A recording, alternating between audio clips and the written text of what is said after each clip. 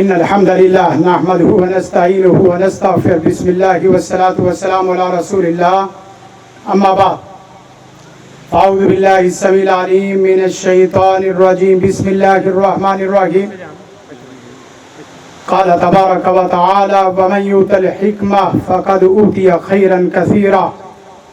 جو حکمت و دنائی دیا گیا گویا کہ وہ تو خیر کثیر عطا کیا گیا۔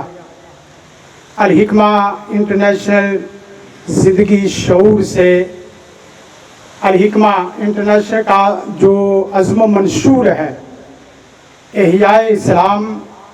فلاح امت اور مثالی معاشرے کا قیام، گویا کہ 3 لفظوں میں پورے الحکمہ انٹرنیشنل کو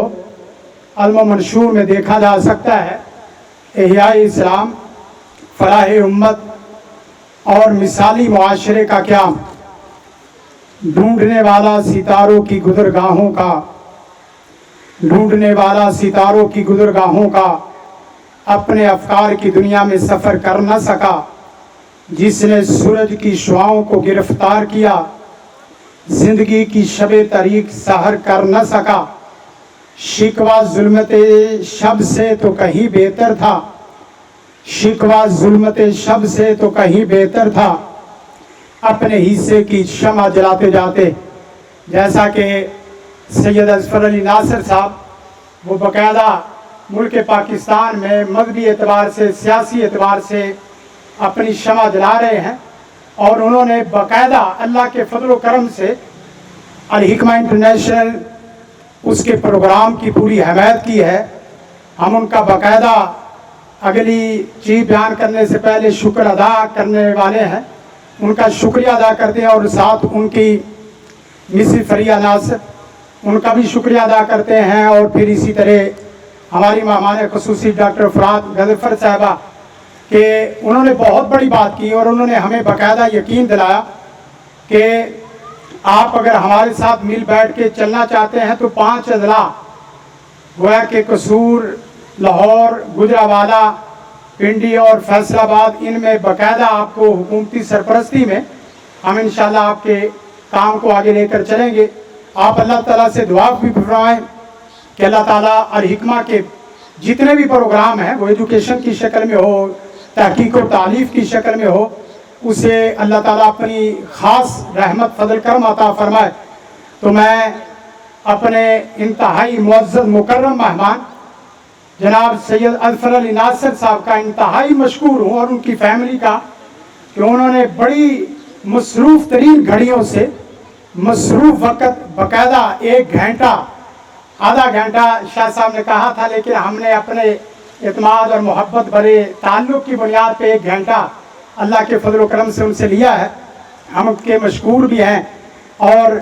ساتھ ساتھ ان کے لیے دعا گو بھی ہیں۔ ان کو اللہ تعالیٰ دنیا کائنات کے ہر قسم کے فتنے اور شر سے، حسد سے، نظر بد سے بچائے، اور ان کو دن دگنی رات چگنی ترقی اور کامیابی عطا فرمائے۔ یہ ان کی بہت بڑی اللہ کی رحمت بھی ہے ان کے اوپر، اور ساتھ ساتھ شاہ صاحب کو یہ بھی نہیں بھولنا چاہیے، یہ بہت بڑی آزمائش بھی ہے۔ بغیر چھری کے کاٹ دینے کا نام ہے وزارتیں، اور بغیر چھری کے کاٹ دینے کا نام ہے یہ حکومتیں۔ جہاں انعام بڑا ہے وہاں حساب بھی بڑا ہے۔ تو ہم سید اظفر علی ناصر صاحب کا پھر مشکور ہیں۔ پھر اس کے ساتھ ساتھ گفتگو کے جو اہم اور بنیادی نکات ہیں، موجودہ عالمی حالات، مسائل اور ہمارا عزم و منشور، مسائل اور حل، اپنی گفتگو 3 چیزوں میں رکھنا چاہتا ہوں۔ سب سے پہلے کہ تصویر کا ایک رخ بدلنے سے پورا جہان بدل سکتا ہے۔ ایک صاحب جس وقت مصروف عمل تھا، بچہ شور کرنے لگا تو بچے کو اس نے چپ کرانے کی کوشش کی، لیکن چپ اس نے کرنے سے انکار کر دیا۔ تو ادھر ادھر دیکھنے کے ساتھ اس نے ایک تصویر کا، کاغذ کا، اخبار کا ٹکڑا دیکھا۔ ٹکڑے کے ساتھ اس نے کہا کہ بیٹا دیکھو، یہ ایک تصویر ہے، اگر اس کو جوڑو گے، اس کو گیم کے طور پہ اگر جوڑو گے تو میں آپ کو بہت بڑا انعام دوں گا۔ اس نے کچھ وقت کے بعد، پہلے بچہ رو رہا تھا، پریشان تھا، اور باپ بھی پریشان تھا، بعد میں کچھ وقت کے بعد کہنے لگا بابا میں نے دنیا کا نقشہ درست کر دیا ہے، اس نے کہا ایک دنیا کا نقشہ ہے، اس کو جوڑو۔ جس وقت تھوڑی دیر کے بعد اس نے کہا کہ بابا میں نے دنیا کا نقشہ درست کر دیا ہے، پہلے باپ پریشان تھا، پھر باپ حیران ہوا، کہا بیٹا یہ آپ نے پوری دنیا کا نقشہ کیسے درست کیا ہے؟ کہا کہ بابا جس وقت آپ نے پوری دنیا کا نقشہ بنانے کے لیے تصویر دی تھی، وہ دوسری طرف ایک تصویر کا نقشہ بھی تھا، ایک تصویر تھی۔ میں نے کہا دنیا تو سیدھی نہیں کر سکتا، لیکن کیوں نہ ہو ایک تصویر کا رخ درست کر دیا جائے۔ ایک تصویر کا رخ درست کیا ہے تو دوسری طرف پوری دنیا کے نقشے خود بخود درست ہونے شروع ہو گئے۔ اور اسی طرح دوسری مثال بہت بڑی مثال ہے، سورج غروب ہونے لگا، اس نے جاتے جاتے ایک سوال چھوڑا، کہا کہ میں پوری دنیا کو روشن کرنے والا تھا، کوئی ہے میری جگہ لینے والا؟ سب خاموش طبع خاموشی میں بیٹھے رہے۔ ایک چھوٹے سے جگنو نے بڑی آہستہ آواز میں جواب دیا، کہا پوری دنیا کو روشن تو نہیں کر سکتا، لیکن کوشش کروں گا کہ جہاں میں ہوں وہاں اندھیرے نہ ہوں۔ تو سید اظفر علی ناصر صاحب سے ہم درخواست کرتے ہیں کہ جہاں آپ ہو وہاں کوئی اندھیرا نہ ہو،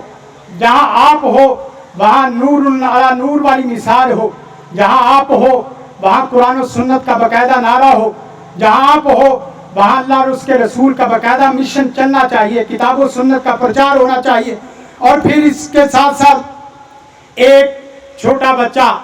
غبارے اڑانے والے بوڑھے بابے کے پاس آیا، اس نے بڑی حیرت سے ایک چھوٹا سا سوال دیا، کہا کہ بابا بڑے اور سفید غبارے تو اڑتے ہوئے میں نے دیکھے ہیں، کیا سیاہ غبارہ بھی کبھی اڑ سکتا ہے؟ تو اس بابے نے بڑی خاموش زبان میں آواز سے جواب دیا، کہا بیٹا جب سیاہ غبارے میں ہوا بھر دی جائے تو وہ بھی اڑنا شروع ہو جاتا ہے۔ تو جس آدمی کا ویژن واضح ہے اور اس کی ڈائریکشن واضح ہے، اس کی فکر واضح ہے، اس کا منہج واضح ہے، اللہ کے فضل و کرم سے منظر اس کی واضح ہے، اور اس کے ساتھ ساتھ جو ہمارے بنیادی مسائل ہیں اس میں عالمی سطح کے 3-4 بڑے مسائل ہیں جو ہمارے حل کرنے والے ہیں۔ سب سے پہلے ایمانی اور فکری قسم کے مسائل ہیں۔ تو میں جناب سید اظفر علی ناصر صاحب سے باقاعدہ درخواست کروں گا کہ ملکی جو فکری حالات ہیں، ایمانی ہیں، ان کے اوپر باقاعدہ توجہ ہونی چاہیے۔ اور اس کے ساتھ ساتھ دوسری چیز تربیتی مسائل،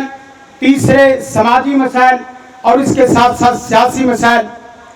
ایمانی مسائل میں اگر دیکھا جائے تو سب سے بڑا مسئلہ الہاد کا ہے۔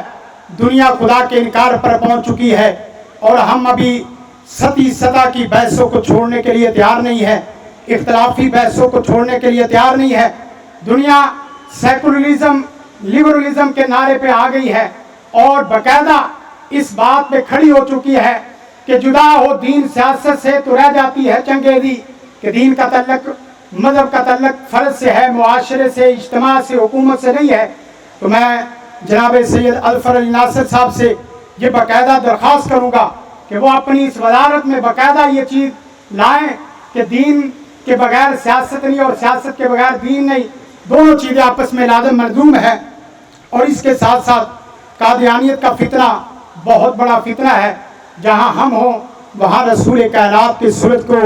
مات نہیں ہونا چاہیے، جہاں ہم ہو وہاں ختم نبوت کا سورج باقاعدہ چمکنا چاہیے۔ اور یہ ایسا سورج ہے کہ دنیا کائنات کے سورج کے مقابلے میں عجیب و غریب اس کا امتیاز ہے کہ یہ دنیا کا سورج یہ مدم بھی ہو جاتا ہے، غروب بھی ہو جاتا ہے، اور اسی طرح چڑھتا بھی ہے، زوال بھی ہے، غروب بھی ہے اور طلوع بھی ہے۔ کمال قربان جائیں جناب نبی کریم صلی اللہ علیہ وسلم کے ختم نبوت کا سورج، وہ دن کو تو چمکتا ہے لیکن اس کی روشنی لیلھا کنہاریھا، رات زیادہ ہو جاتی ہے۔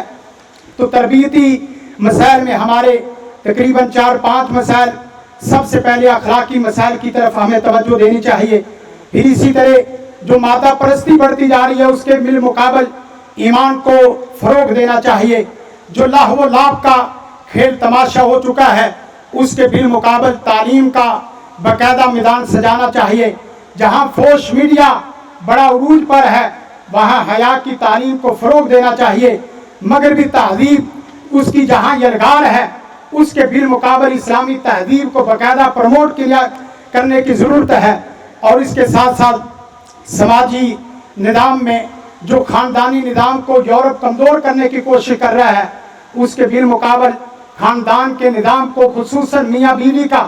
اور پھر خصوصاً میں سید الفضل ناصر صاحب سے درخواست کروں گا کہ جو نکاح فارم ہے اس کو باقاعدہ چیک کر کے، جیسے ختم نبوت کی شکیں بڑھائی گئی، وہاں کچھ ایسی شکیں شامل ہیں جو